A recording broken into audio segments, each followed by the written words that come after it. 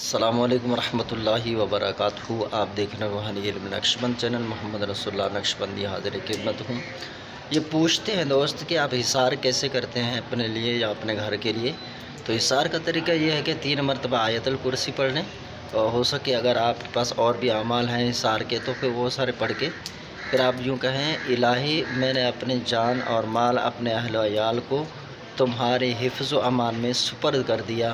اس طرح اپنے اوپر دم کر دیں تو اس طرح جو ہے یہ حصار مضبوط ہے، اور میں اسی کو ہی اپناتا ہوں، اور یہ ایک طرح سے دعا بھی ہے اور حصار بھی ہے، بہت ہی بہترین ہے۔